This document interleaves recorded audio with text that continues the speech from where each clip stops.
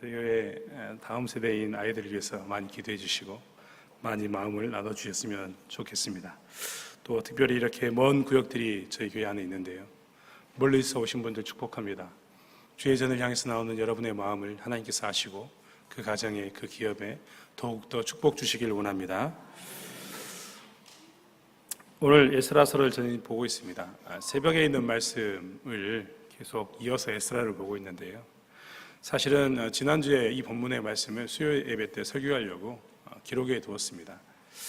그 말씀이었는데 그때 하나님께서 우리에게 정말 필요한 신분을 보내셔서 그 말씀을 듣고 너무 은혜를 누렸습니다. 지난 수요일 날 누렸던 은혜 지금도 기억하고 계십니까? 혹시 지난주 수요일 날 안 오셨던 분들은 정말 실수하셨습니다. 예배 한번 빠지시는 게 얼마나 큰 충격인지 여러분 정말 실수하셨습니다. 지금도 너무나 좋아서 그 목사님 주셨던 메시지들이 머릿속에 맴돌고 있습니다. 저 또한 그런 사람이 살기 위해서 노력하는데 이 시간에도 하나님께서 여러분의 은혜 주셔서 여러분의 하나님의 말씀을 듣고 순종하는 그 자리에 서게 하실 줄 믿습니다. 오늘 저는 에스라서를 나누었는데요, 에스라서를 볼 때 우리가 좀 기억해야 될 것이 있습니다. 사실 저희는 에스라서 지금 8장을 읽고 있지만 에스라서에는 두 번의 포로 기한이 두 번에 걸친 포로의 귀한 이야기가 나옵니다. 먼저 나왔던 사람들은 수룹바벨을 중심으로 약 10만 명의 인구가 먼저 예루살렘으로 바벨론에서 돌아왔습니다. 그래서 그들이 했던 것은 무엇이냐면 성전을 열심히 짓는 일을 했습니다. 정말 은혜 가운데서 그들은 70년 만에 하나님이 약속하신 때가 되자 성전을 짓게 되는 은혜를 누리게 됩니다. 그런데 그 첫 번째 귀환했던 사람들이 이제 죽게 됩니다. 약 60년 동안의 시간이 흘러서 그 사람들이 다 죽게 되는데 그 분기점이 6장과 7장이다라고 우리가 기억하시면 됩니다. 6장과 7장은 바로 넘어가는 것처럼 보이지만 사실은 60년이라는 긴 시간이 그 안에 포함되어 있습니다. 60년이 지나면서 어떤 일이 생겼느냐, 성전은 그대로 지어져 있는데 성전은 지었는데 변화되지 않는 자기들의 주변 상황과 환경을 보면서 이스라엘 백성들이 낙심하기 시작합니다. 그래서 그들은요, 예전에는 하나님의 성전만 세우면 살 거라고 생각했는데 성전이 세워져 있어도 여전히 불안한 그들의 인생을 보면서 다시 이방에 가증한 것들을 자기들의 인생 가운데 가져오기 시작합니다. 만약에 포로로 귀환했던 1세대가 남아있었다면 아마 호되게 혼냈을 겁니다. 절대 안 된다고, 양보할 수 없다라고 이야기했을 텐데 60년의 시간, 이 시간을 무시할 수 없어서 돌아왔던 1세대가 죽음 가운데 직면해 버리니까 이스라엘 백성들은 도로 옛날로 돌아가는 일 가운데 놓였던 것입니다. 그래서 하나님께서는 이제 두 번째 포로 귀환을 명하셨습니다. 그게 누구냐면 오늘 제가 읽고 있는 에스라를 중심으로 돌아온 사람들입니다. 처음 돌아온 사람들이 10만 명 가까이 왔다면 두 번째로 돌아온 사람들은 5천 명 정도밖에 돌아오지 않았습니다.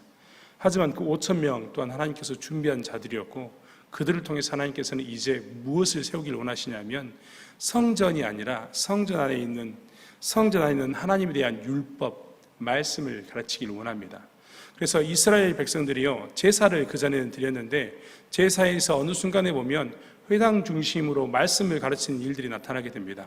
그 이유는 언제부터 했는가라고 따져본다면 그 연호는 바로 이 근처쯤입니다. 더 이상 제사도 중요하지만 제사보다 말씀을 강조하고 율법을 강조했던 것은 이 에스라의 시대 때부터 그 일들이 보편적으로 일어나게 됩니다. 오늘 에스라는 그 사명을 가지고 돌아가야 합니다. 어디로 돌아가야 하냐면 긴 거리를 지나서 다시 하나님의 뜻대로 예루살렘으로 돌아가야 하는 장면이 오늘 21절에 이제 나와 있습니다. 사실은 8장을 읽다 보면 시간의 순서대로 기록해 놓은 게 아니라 하나님께서 주신 은혜대로 시간에 상관없이 기록해 놨다는 것을 우리는 알 수 있습니다. 8장 21절은 그래서 이 에스라가 회상하는 장면으로 그 이야기가 나와 있는데 그들은 지금 어디에 있냐면 아하와 강이라는 곳에 서 있습니다.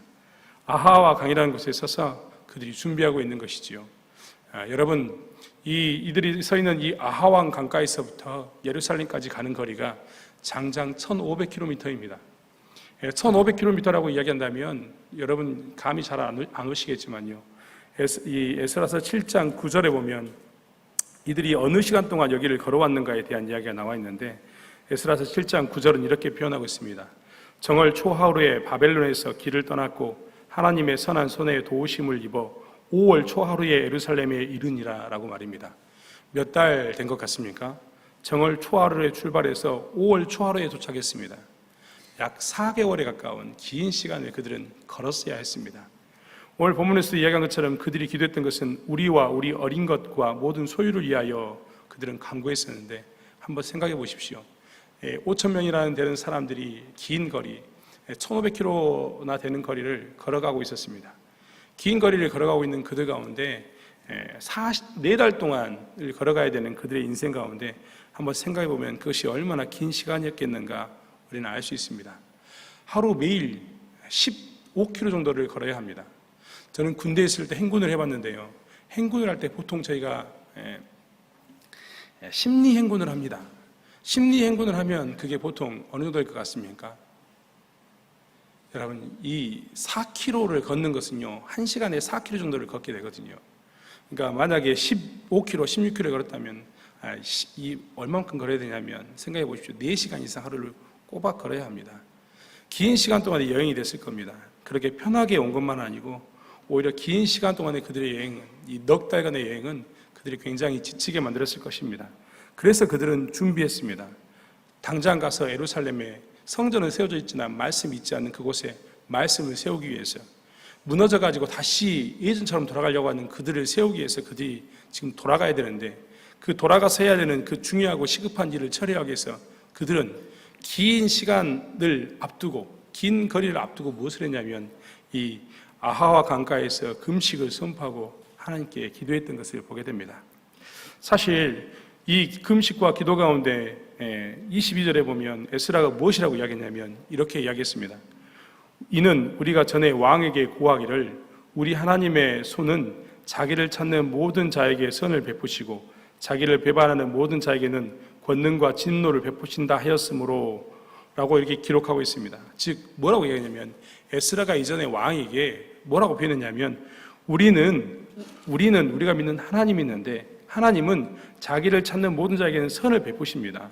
그리고 반대로 자기를 배반하는 모든 자에게는 권능과 진노를 베푸십니다 라고 늘 고백하고 살았습니다.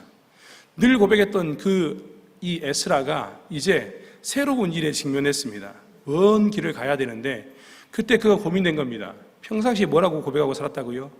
이 왕에게 고백하기를 우리 하나님이 우리의 주권자임을 고백하고 살았습니다. 그런데 이제 다시 먼 길을 가야 되는데 그 먼 길을 가면서 그의 마음에 갈등이 있었을까요? 없었을까요? 갈등이 있었습니다. 왜 있었냐면 그 길은 굉장히 평탄하지 않는 길이었기 때문입니다. 평탄하지 않는 길이라는 것은 긴 시간, 긴 거리를 의미를 두었기도 했지만 그 당시에 도적들이 굉장히 많았기 때문에 그렇습니다. 이 당시에 이 에집트라는 이 왕국에서 제일 멀리 떨어져 있는 또 다른 세력인 애굽이요 반란을 일으켰습니다. 반란을 일으키다 보니까 이 애굽에서부터 왕국으로 오는 길거리에 있는 조그만 나라들이 다 독립을 하려고 일어났거든요. 이러다 보니까 이 길 가운데 뭐가 부족했냐면 이 치안이 부족했습니다. 치안이 부족하면 나타나는 것은 누굽니까? 도둑입니다. 이 도둑대들이 극성이었거든요. 여러분, 우리는 오늘 본문을 읽으면서 그저 이 감각 없이 읽었을지 모릅니다. 오늘 본문 26절부터 27절, 28절은 무엇을 그들이 가져갔는가에 대한 이야기가 나와 있습니다. 다시 한번 읽어보시겠습니까? 26절부터 저희가 같이 한번 읽어보겠습니다. 내가 달아서 저희 손에 준 것은 은이 650달란트요, 은기명이 100달란트요, 금이 100달란트며 26절만 읽어도 우리가 무엇을 알 수 있냐면 많은 은과 많은 금을 가져갔다는 것을 기록하고 있습니다. 감이 별로 안 옵니다. 이 달란트라는 말이 굉장히 우리하고 쓰는 단위가 달라서 감이 별로 안 온 것을 저는 너무나 잘 알고 있습니다. 은 650달란트는요 22억 톤입니다. 현찰로 따지면 15억입니다. 금 100달란트는 3.4톤. 제가 이 금은방을 하면 금방 이게 답이 나올 텐데 이게 안 돼서 계산을 해봤더니 1,900억 정도의 시세라고 이야기합니다. 이래도 감이 안 오실 것 같아서 또 다른 이야기를 하자면 저희 영광군 군민이 제가 찾아봤습니다. 네이버에 검색해봤더니 53,959명입니다. 그런데 방금 이야기했던 금 100달란트의 그 가치는 얼마였냐면 10만 명에서 50만 명이 1년 동안 부지런히 일해야지 얻을 수 있는 수입입니다. 그러니까 영광군 사람들이 53,959명인데 이 영광군 같은 사람이 10개가 모여가지고 1년 동안 돈을 부지런히 모으면 얻는 돈이 얼마라고요? 딱 이만큼입니다. 거기에 더 더해져 있는 것입니다. 그러니까 사실 여러분 한번 생각해 보십시오. 먼 길을 가야 되는데, 아이들을 데리고 가야 되는데 그 가운데 그들에게 있는 것은 또 뭐가 있습니까? 엄청난 재물이 있는 거죠. 도둑대들이 보기에는 이것이 아주 그냥 금덩어리, 노다지였던 겁니다. 그렇기 때문에 그들은 걱정이 됐습니다. 얼마나 걱정되겠습니까? 지도자로서 에스라는 굉장히 큰 고민 가운데 빠졌을 것입니다. 하지만 그는 늘 고백하고 살았습니다. 아까 22절에 고백한 것처럼 누가 자기를 지키는가? 누가 그를 보호하시는가? 하나님이라고 늘 그는 고백하고 살았습니다. 그동안 이 에스라가 이 바벨론 땅에 끌려와서 삶을 살면서 왕 앞에서 고관이 될 때까지 많은 사람들에게 크고 작은 일이 그에게 있었을 텐데 그때마다 그는 항상 이 주권자가 하나님을 고백하면서 승리하고 살았던 겁니다. 그런데 이제 이 크고 작은 일들이 그동안에 많았지만 이번 건은 규모가 큽니다. 프로젝트가 다른 거죠. 긴 시간 동안 많은 재물을 가지고 어린아이들을 데리고 건너가야 되는 이 일 가운데 직면했을 때 이 에스라는 무엇을 하냐면 이 고백 가운데 서게 됩니다. 그래서 그는 뭘 하냐면 22절 하반부에 보면 길에서 적군을 막고 우리를 도울 보병과 마병을 왕에게 구하기를 부끄러워하였습니다 라고 이야기하면서 하나님께 구했다고 이야기합니다. 이 에스라 자체가 굉장히 고위 관직이었기 때문에 가는 길 동안 이 왕의 군사들을 부를 수 있었습니다.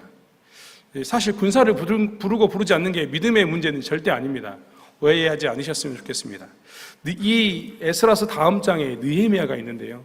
느헤미야서 2장 9절에 보면 거기에 보면 느헤미야가 3차로 포로 귀환을 하게 되는데 그때 느헤미야는 뭐라고 이야기하느냐? 군대 장관과 마병을 보내어 나와 함께 하게 해달라고 이야기합니다. 그리고 군대 장관과 마병을 통해서 그는 어떻게 하냐면 편안하게 갑니다. 하지만 오늘 에스라는 어떻게 갔다고요? 거절했습니다. 왜 거절했냐면 그가 늘 고백했던 그 신앙 고백, 하나님이 주권자라는 것을 증명하고 살기를 원했기 때문입니다. 사실 우리는 처음과 끝이 다른 사람을 굉장히 많이 접하게 됩니다. 어려움 가운데 직면하게 되면 평상시에는 그렇지 않다가도 어려움 가운데 직면하면 언제 그러냐는 듯이 얼굴을 바꾼 사람들 많이 보게 됩니다. 독립투사에서 친일 매국노로 변절하는 사람들이 가짜 독립운동가가 167명이나 된다고 지금 우리가 독립운동가로 지칭했던 사람들 중에 167명 정도는 가짜다라고 이야기하는 것을 보게 됩니다. 감당할 수 없던 것이죠. 처음에는 그 일들을 할 수 있었다고 생각했지만 끝자락까지 그 일을 유지하지 못했던 겁니다. 사실 일관성이라는 말을 우리는 굉장히 많이 쓰는데 이 일관성이라는 말이 바로 그런 뜻입니다. 어떤 태도나 방법을 처음과 끝까지 계속해서 유지해 나가는 것입니다. 사실 이 특별히 급하고 중요한 일을 감당할 때마다 우리가 먼저 신앙인으로서 생각해야 될 것은 무엇이냐면 에스라처럼 중요하고 시급한 일 가운데서도 여전히 일관성을 갖는 것입니다. 군대가 오고 가고의 문제가 아니라 일관성, 즉 신앙의 고백 가운데서 신앙의 고백을 유지하고 사는가 살지 않는가의 문제라는 것입니다. 그렇기 때문에 우리는요, 우리의 삶 가운데서 항상 이 신앙 고백에 하나님이 주권자라는 이 신앙 고백에 일관성을 유지하고 살아야 합니다. 이것이 내게 중요한 일이면 일일수록 우리는 그 일관성을 유지하는 데 힘써야 합니다. 에스라는 오늘 굉장히 많은 고민이 되었을 겁니다. 일관성을 유지하고 싶고 하나님이 주권자임을 여전히 증명하고 싶고 하나님이 주권자인 것을 내가 가는 동안에 나를 지키시는 이는 왕의 군대가 아니라 내가 그동안 살았던 것처럼 하나님이 지키시는 겁니다라고 고백하고 살고 싶었는데 두려웠습니다. 그래서 그가 선택한 것은 무엇이었냐면 금식 기도였습니다. 이 금식 기도로서 뭘 했냐면 하나님께 더욱더 매달리기를 힘썼다는 것입니다. 이런 것이 사실 일관성을 갖는 것입니다. 동일하게 처음과 끝까지 마지막까지 태도와 방법을 유지하는 것 아니겠습니까? 사실 우리는 이 일관성 가운데 서야 되는 것을 늘 보게 됩니다. 믿음의 일관성 가운데 서는 것은 참 어렵지만 이 일관성 가운데 서야 된다는 것입니다. 도적대가 나타나고 창궐해서 그 사실을 알아도 금은 보화가 있어서 그 가치가 너무 커서 이것을 감당하기 어려워도 1500km나 된다는 4개월의 여정에 그 여정이 힘들고 어려워도 가져야 할 것은 무엇이냐면 일관성이었습니다. 특별히 힘들고 어려울수록 더욱더 하나님께 집중하는 이 에스라의 모습을 보십시오. 이사야서 말씀은 우리에게 이야기하고 있는데 이사야서 58장 6절은 금식에 대해서 이렇게 표현하고 있습니다. 나의 기뻐하는 금식은 흉악의 결박을 풀어주며 멍에의 줄을 끌어주며 압제당하는 자를 자유케 하며 모든 멍에를 꺾는 것이 아니겠느냐라고 말입니다. 즉 에스라는 이것을 알았기 때문에 더욱더 하나님께 매달렸던 겁니다. 내가 그동안에 가지고 있던 이 주권자가 하나님이신 것을 고백하기 위한 신앙의 일관성을 지키기 위해서 내게 필요한 것은 더욱더 기도하는 것이고 더욱더 하나님께 나가는 것이라는 것을 그가 알았기 때문에 그는 신앙의 일관성을 위해서 하나님을 고백하기 위해서 그가 무엇을 했냐면 힘들고 더 큰 일, 더 중압감이 느끼는 그 일 가운데서 무엇을 했냐면 기도를 했던 것입니다. 하나님께 더욱더 하나님의 주권자 되심을 고백하게 해달라고 나아갔던 것을 우리는 보게 됩니다. 우리는 기도하면서 늘 시간이 없다라고 이야기하고 있습니다. 정말 시간이 없을 때도 있습니다. 하지만 오늘 에스라 입장에서 본다면 그것은 시간의 문제가 아닙니다. 내게 시간이 없어서 내가 기도하지 못하는 것이 아니라 사실은 좀 더 정확히 이야기한다면 솔직하게 이야기한다면 그 일에 대해서 우리가 그 일에 대해서 이 일은 하나님이 하신다는 그 믿음의 고백, 그 하나님이 하시는 그 중요성을 우리가 간과하고 있기 때문입니다. 그래서 사실 믿음에 있는 우리들이 해야 할 것은 무엇이냐면 늘 모든 일에 있어서 큰 일, 작은 일 구분 없이 중요한 일, 가벼운 일 구분 없이 우리는 항상 무엇을 해야 되냐면 하나님께 나가는 것 가운데 써야 되는 것을 보게 됩니다. 나를 두렵게 하고 떨리게 하는 일들, 주변에서 조언하기를 그 일은 하나님의 방법으로는 되지 않습니다. 그 일은 이렇게 하는 것이 좀 더 지혜롭고 그 일은 너무나 큰 사건이기 때문에 기도하는 것 따위로 우리가 의지할 수는 없습니다라고 이야기하는 그 일에 대해서 우리가 해야 할 태도는 무엇이냐면 아니다, 여전히 하나님께 있음을 고백한다라고 고백하면서 기도하는 것. 기도하다가 안 되면 뭘 하는 겁니까? 우리가 금식을 하면서 하나님, 나는 이것이 하나님께서 이 일을 이루어주시지 않으면 저는 제 생명을 끊는 음식을 끊어버림으로 해서 죽는 것을 차라리 선택하겠습니다. 꼭 이루어주십시오. 반드시 이루어지길 원합니다라고 고백하는 것이 우리의 모습이라는 것을 우리는 다시 한번 기억해야 합니다. 오늘 사실 이 본문은요, 그래서 신앙의 선배들이 중요한 일이 있을 때마다 이 본문을 가지고 늘 설교를 했습니다. 여러분, 우리는 미국을 처음 넘어간 사람들이 메이플라워라는 이 배를 타고 넘어간 그 사람들이 청교도라는 것을 잘 알고 있습니다. 청교도라는 말은 유럽 땅에서 신앙의 정절을 지키기 위해서 열심히 안간힘을 썼던 사람들을 청교도라고 이야기합니다. 이들이 메이플라워를 타고 이 미국 땅을 건너갔는데 미국 땅을 건너가기 전에 이들이 읽었던 본문의 말씀이 어디였느냐? 오늘 본문의 말씀이었습니다. 이 본문의 말씀을 가지고 이때 목사님께서 설교를 하셨는데 그 목사님 이름이 존 로빈슨 목사입니다. 메이플라워를 타고 가기 전에 미 합중국으로 떠난 사람들에게 이 본문을 가지고 설교했던 것입니다. 중요하고 급할수록 무엇을 할 것인가? 우리의 신앙 고백 가운데서 주권자가 하나님을 고백하며 사는 것, 이것이 우리의 지킬 바라고 강조하기 위해서 이 본문을 사용했다는 것입니다. 오늘 저희도 다시 한번 우리의 믿음 가운데서 중요하고 급한 것, 긴밀한 일을 할 때 무엇을 먼저 할 것인가, 어떤 방법으로 할 것인가에 대한 결단을 내리는 저와 여러분이 되길 원합니다. 그리고 그 결단 가운데서는 우리의 신앙 고백 가운데, 우리의 믿음 가운데 하나님이 주권자 되십니다. 하나님이 일을 하신다는 그 믿음의 고백 가운데 이를 감당해내는 저와 여러분이 되길 원합니다. 이것이 우리가 살아가야 할 방법입니다. 신자가 이렇게 살았을 때 하나님의 영광이 나타나게 되는 것을 우리는 너무나 잘 알고 있습니다. 교회 안에서만 우리가 신앙 고백으로 사는 것이 아닙니다. 교회 밖에서도 신앙 고백을 가지고 삽니다. 교회 안과 밖에서 일관성을 가지고 사는 것, 그것이 우리에게 필요하다는 것입니다. 교회에서만 신앙을 지키며 사는 것이 아닙니다. 집에서도 신앙을 지키고 살아야 합니다. 교회에서의 신앙과 집에서의 신앙이 일관성 있어야 합니다. 교회에서만 신앙을 지키고 사는 것이 아닙니다. 직장에서, 사업장에서도 우리는 신앙을 지키고 살아야 합니다. 그래서 교회에서의 신앙과 직장과 사업장에서의 그 신앙이 일관성이 있어야 합니다. 이랬을 때 하나님께서는 우리로 하여금 하나님의 은혜를 경험하게 하시고 하나님이 하시는 것을 증거하십니다. 그리고 그 증거를 통해서 세상은 하나님이 주권자 되심을 늘 경험하게 되는 것입니다. 그렇기 때문에 우리는 어떻게 살아야 되는가? 믿음의 고백 가운데서 사는 것. 에스라가 오늘 자신과 자신의 백성은 기도의 일관성으로 하나님이 주권자 되시는 그 신앙의 고백의 일관성으로 살았던 것처럼 우리가 살아야 되는 것을 보게 됩니다. 두 번째로 이 중요하고 시급한 일 가운데 그들이 했던 것은 무엇이냐면 사람을 세우는 일들을 했다는 것을 우리는 보게 됩니다. 특별히 오늘 본문은요 28절에 뭐라고 표현했냐면 내가 저희에게 이르되 너희는 여호와께 거룩한 자다라고 표현했습니다. 사람에게 거룩한 자라는 표현을 성경은 잘 하지 않습니다. 항상 거룩한 자라 표현했던 것은 무엇이었냐면 여호와 성전에 있는 기물들, 성전에 있는 물건들이었습니다. 저는 지금도 옛날 어른들이 강대상에 함부로 못 올라가게 했던 거 생각납니다. 제가 사실 제 어렸을 때 신앙의 처음 시발은 어디였냐면 완도군 구내면 삼들이라고 하는 제 고향의 교회입니다. 저희 누나들이 나이 차이가 굉장히 많이 나는데 저희 누나들이 반사였습니다. 기억나십니까? 차트를 넘기면서 이렇게 노래 가르쳤던 것들 선생님들 했던 게 저희 누나들이었는데 제 주특기는 이 책상 밑을 기어다니는 의자 밑을 기어다니는 게 제 주특기였습니다. 빡빡 기어다니다가 장난치고 나오라 하면 숨고 까불고 하는 게 제 주특기였습니다. 사실 신앙이라고 이야기하기도 어렵지만 그랬던 적이 있습니다. 그렇게 살았던 적이 있습니다. 지금도 생각해보면 참 웃긴데 그렇게 산 적이 있었습니다. 그런데 그때 그 어른들이 했던 이야기는 항상 강대상에 아무리 장난을 쳐도 강대상에 올라가면 그것은 안 된다. 강대상을 올라갈 때 혹이라도 장난치면서 우리가 신발 신고 뛰어 올라가면 호되게 혼이 났습니다. 왜 호되게 혼이 났냐면 하나님의 물건이 귀한데 너희들이 거룩한데 그것을 더럽혔다고 이야기하시면서 그랬던 말을 저는 잘 기억하고 있습니다.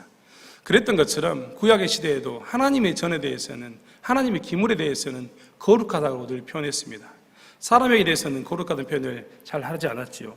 하지만 오늘 본문을 통해서 그들에게 무엇을 하냐면 중요하고 시급한 그 일 가운데 사람을 세우면서 너희는 거룩한 자다라고 이야기합니다. 왜냐하면 그 거룩한 자가 해야 할 일들이 너무나 버겁고 힘든 일이었기 때문입니다. 여러분 아까도 이야기했지만 은이 22톤입니다. 금이 3.4톤입니다. 이것을 누가 지고 가야 되냐면 이 레위인과 이 제사장들이 이것을 관리하고 지고 가야 합니다. 그런데 레위인과 제사장이 수백 명이 된다면 기백 명이 된다면 일들을 쉽게 할 수 있었겠지만 사실 이 가운데 직분에 봉사했던 사람들은 약 24명 정도가 이 일에 직분에 봉사했습니다. 민수기서 4장의 말씀을 보면 하나님의 기물 거룩한 것은 반드시 제사장이 관리하고 레위인들이 들게 돼 있습니다. 운반하게 돼 있습니다. 그렇다면 오늘 본문을 보면 이들이 무엇을 해야 되냐면 그 무거운 은과 금과 기명을 들고 움직여야 되는 겁니다. 여러분 생각해 보십시오. 25톤, 약 25톤 정도의 은과 금을 여러분 우리에게 들라고 이야기하면 우리가 그것을 어떻게 들 수 있겠습니까? 오늘날이야 기계가 발달했기 때문에 크레인을 불러오거나 혹은 무엇입니까? 혹은 이걸 뭐라 그러죠? 지게차를 불러오면 되겠지만 이 당시에 생각해 보십시오. 25톤이라는 이 물건을 옮기는 것이 쉬운 일은 결코 아니었습니다. 하지만 이 일 가운데 무엇을 세우냐면 거룩한 자를 구분하여 세움으로 해서 말씀대로 그들이 민수기서 4장의 말씀에 근거해서 이 일들은 누가 하기를 원했냐면 그들이 하기를 원했습니다. 그리고 그들로 하여금 그 일들을 감당하게 했습니다. 금을 운반하는 자, 도적에게 가장 타깃이 좋은 그들에게 하나님께서 이 사람들이 무엇을 했냐면 하나님의 거룩한 자로서 세움으로 해서 그 일들을 감당하게 했던 것입니다. 그렇기 때문에 우리는 이것들을 기억하면서 우리의 일 가운데서 하나님 일을 감당하면서 중요하고 급한 일을 감당할 때마다 이 거룩한 자로 세운 일들에 대해서 힘써야 할 뿐만 아니라 그들을 위해서 늘 기도해야 되는 것을 보게 됩니다. 그들이 감당했던 무게가 너무나 크고 힘들기 때문입니다. 여러분 그래서 우리는요 항상 거룩한 자를 세움으로 중요하고 시급한 일 가운데서 지혜를 발휘해야 되는 것을 보게 됩니다. 중요하고 시급한 자, 이 일을 하기 위해서 거룩한 자를 세웠다고 이야기하는데 베드로전서 2장 9절의 말씀 보면 2장 9절로 12절의 말씀을 보면 거기에도 거룩함에 대한 이야기가 나와 있습니다. 베드로전서 2장 9절로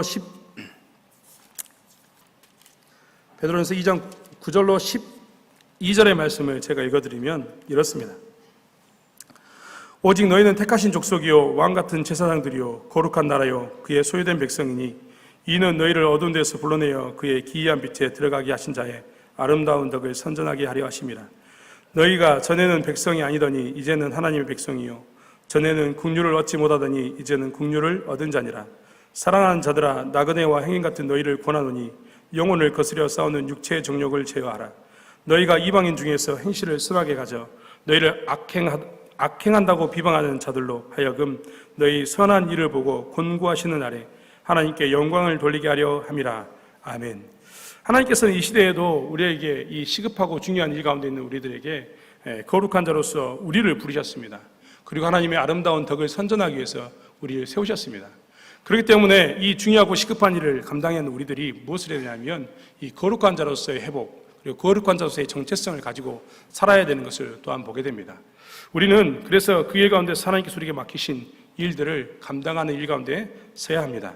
그리고 그 옆 사람이 하나님의 아름다운 덕을 선전하게 하기 위해서 함께 기도하고 함께 마음을 모아야 되는 것이 우리의 모습인 것을 보게 됩니다. 이 모든 일을 하고 난 이후에 이스라엘에 돌아왔던 에스라는 어떻게 행했는가? 31절로 36절의 말씀은 그들이 무엇을 했는가를 이야기하고 있습니다. 예루살렘으로 돌아와서 일을 마무리하고 난 후에 그들의 일은 여전히 책임을 감당하는 일 가운데 있는 것을 보게 됩니다. 하나님께서 맡겨진 일들을 감당하고 어려운 일을 하면서 중요하고 시급한 일 가운데 금식으로 신앙 고백으로 그것을 이겨내고 또한 사람을 세워서 그 일들을 감당하고 일을 감당하고 난 후에 그들이 했던 것은 책임을 실행하는 것, 즉 자기들이 가졌던 기명을 제사장에 넘겨주고 그들에게 마땅히 해야 했던 제사를 드리고 그리고 여전히 36절에 있는 것처럼 하나님의 전을 돕는 일에 그들이 힘썼던 것을 보게 됩니다. 일을 마무리하고 난 다음에 태도가 바로 여기에 있습니다. 우리도 하나님의 일을 마무리하고 난 후에 항상 책임을 실행함으로써 하나님 일을 마무리했다면 우리가 어떤 태도를 가져야 되는지를 항상 생각해 보아야 되는 것을 보게 됩니다. 누가복음 17장 7절의 말씀 저희가 같이 한번 찾아서 읽기로 합니다. 누가복음 17장 7절로 10절 말씀입니다.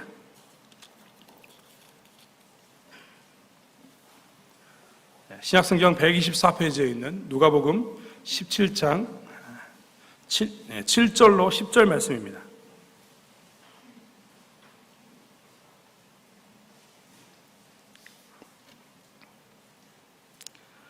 누가복음 17장 7절로 10절 말씀 같이 읽겠습니다. 너희 중에 누게 밭을 갈거나 양을 치거나 하는 종이 있어 밭에서 돌아오면 저더러 곧 와 앉아서 먹으라 할 자가 있느냐? 도리어 저더러 내 먹을 것을 예비하고 띠를 띠고 나의 먹고 마시는 동안에 수종 들고 너는 그 후에 먹고 마시라 하지 않겠느냐? 명한 대로 하였다고 종에게 살아 하겠느냐? 이와 같이 너희도 명령받은 것을 다 행한 후에 이르기를 우리는 무익한 종이라 우리의 하여야 할 일을 한 것뿐이니라 할지니라. 아멘. 이 이야기는 무엇이냐면 어떤 종이 있는데 그 종이 하루 종일 수고하고 왔습니다. 그 종이 수고하고 집에 돌아왔는데 그 종에게 주인이 다시 한번 명령을 합니다. 뭐라고 이야기하냐면 내 먹을 것을 예비하라 라고 말입니다. 종의 입장에서는 짜증날 만도 한데 사실은 이것에 대해서 뭐라고 이야기하냐면 그 명한 대로 했다고, 종이 그것대로 했다고 살해야 할 일이 아니다 라고 표현하고 있습니다. 종은 마땅히 그 일들을 하는 것이 당연하다고 표현하고 있는 것입니다. 하지만 이 본문에 관한 이야기는 종이기 때문에 네가 수고하고 난 다음에 그 다음 일도 해라 라는 그런 이야기가 아닙니다. 17장 5절의 말씀은 이렇게 기록하고 있기 때문입니다. 17장 5절도 함께 읽기로 합니다. 사도들이 주께 여짜오되 우리에게 믿음을 더하소서 하니 이 말의 대답은 주께서 가라사대 너희에게 겨자씨 하나만한 믿음이 있었다면 이라고 얘기하면서 이 17장 5절부터 10절의 말씀은 믿음에 관한 이야기인 것을 우리는 알 수 있습니다. 즉 종이 하루 종일 일하고 돌아와서 주인이 무엇을 명령하면 또 행하는 것, 그것이 뭐냐면 믿음이 있는 생활이라는 것입니다. 즉 오늘 우리가 에스라서를 통해서 읽었던 것처럼 긴 시간 동안 돌아와서 에스라가 그리고 그 2차 기한자들이 긴 시간 동안 돌아와서 3일을 쉬고 난 후에 하나님의 기명을 돌려주는 일들을 감당하고 그리고 나가서 제사를 지내고 번제와 이 속죄제를 드림으로 해서 자기들이 포로기에 가졌던 죄를 용서함을 빌고 또 나가서 왕의 조서를 강 건너편 서쪽에 있는 총독들에게 보내고 하나님의 전을 도왔다. 즉 하나님의 성전 지어진 일들을 다시 회복하게 하는 것, 하나님의 성전이 지어지고 난 다음에 그 성전이 성전답게 하는 일을 행하는 것, 그것은 마땅한 바이고 그것이 믿음이다라고 표현하고 있는 것입니다. 사랑하는 성도 여러분, 그렇기 때문에 우리가 오늘 에스라를 통해서 볼 수 있는 것은 무엇이냐면 일을 감당하고 난 다음에 우리가 우리의 믿음을 보이는 것은 제가 이 일을 감당했기 때문에 라고 이야기하는 것이 아니라 우리가 그 일을 감당한 다음에 또 다른 일이 우리에게 주어졌음을 기억하면서 그 이전 일이 있고 다시 새로운 일에 집중하고 하나님이 우리에게 세우셨던 그 본래의 목적대로 쫓아가는 것, 그것에 있음을 보게 됩니다. 에스라가 왜 귀환했습니까? 5천 명을 왜 귀환시켰습니까? 무너져 있던 그 이스라엘을 다시 세우기 위해서가 아닙니까?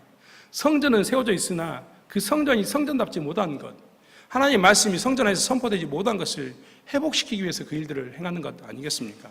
즉 에스라가 이 일을 통해서 다시 긴 시간 동안 여행을 끝나고 돌아와서 이 일을 행했던 것은 무엇이냐면 마땅한 바 믿음의 모양대로 다시 일들을 감당하는 것이었다는 겁니다. 우리 또한 마찬가지입니다. 인생을 되돌아보면 여기 계신 분들 중에 인생을 되돌아보면 저보다 신앙의 연조가 훨씬 깊어서 훨씬 많은 일들을 주의 일 가운데 했음을 보게 됩니다. 하지만 많은 일들을 감당했던 우리들이 지난 시간을 바라보면서 내일은 여기까지라고 이야기하는 것은 사실 하나님의 뜻이 아닙니다.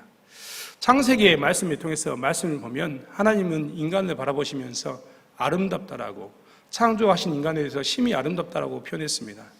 하나님은 이 심히 아름답다라는 표현을 할 때마다 인간의 어떤 특정한 시간대를 놓고 이야기한 게 아닙니다. 즉 작년의 때, 그때만을 아름답다고 표현한 게 아니라는 겁니다. 열심히 일하고 있었을 때를 아름답다고 표현한 게 절대 아닙니다. 하나님께서는 좀 전에 나와서 찬양했던 그 꼬마들, 어린아이들, 그 아이도 아름답다고 이야기합니다. 그리고 이 말은 우리도 공감합니다. 하나님, 우리가 보기에도 그 아이들은 아름다워 보입니다. 그리고 장년들, 청년들을 보면 그들도 아름다워 보입니다. 하나님 일을 열심히 하고 있는 그들을 보면 그들도 아름다워 보입니다. 그렇다면 또 다른 모습인 노년기, 그리고 가장 인생의 정점인 힘쓸 장년기를 지난 우리들은 아름답지 않을까요? 아닙니다. 하나님께서는 여전히 우리들도 아름답다고 표현하고 있습니다. 단지 우리가 하나님의 아름다움을 찾지 못한 것뿐입니다. 인간을 만드시고 하나님은 각각의 시기에 맞게 우리에게 할 일을 주셨는데 우리가 지금 해야 할 것은 믿음이 부족한 제가 보기에도 기도하는 자리에 서 있는 것임을 보게 됩니다. 신앙을 물려주는 것에 힘쓰는 것이 우리의 모습인 것을 보게 된다는 것입니다. 사랑하는 성도 여러분, 그래서 지금 우리가 고백할 것은 지난 과거에 우리가 열심히 충성했던 것을 잠시 내려놓고 하나님, 나는 이 땅에 사는 동안 하나님 부르신 자리에서 믿음을 지키고 예수 그리스도라는 이 복음을 증거하는 삶을 살아야 되는데 내가 그 예수 그리스도를 증거하는 파수꾼, 입술이 되게 해달라고 기도하실 뿐만 아니라 나의 기도를 통해서 하나님 그들의 마음문이 열리고 나의 기도를 통해서 다음 세대의 마음문이 열리고 나의 기도를 통해서 나에게 주신 이 아름다움, 나의 지혜, 명철함과 이 꿇는 무릎을 통해서 하나님, 하나님의 또 다른 일이 되기를 원합니다라고 고백하는 것이 우리의 모습이어야 되는 것을 보게 됩니다. 그것이 우리의 본질이기 때문입니다. 사랑하는 성도 여러분, 저희가 다시 한번 이 말씀대로 살아가는 저와 여러분이 되기를 원합니다. 신앙의 일관성을 가지고 사는 저와 여러분이 되기를 원합니다. 하나님의 거룩한 자로서 하나님의 일을 감당할 때마다 그것을 마땅하게 여기는 그 삶을 살기를 원하고 하나님의 또 다른 거룩한 자를 세우는 일 가운데 서는 저와 여러분이 되기를 원합니다.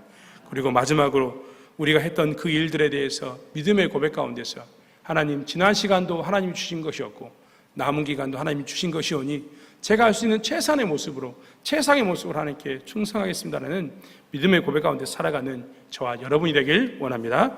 기도하겠습니다.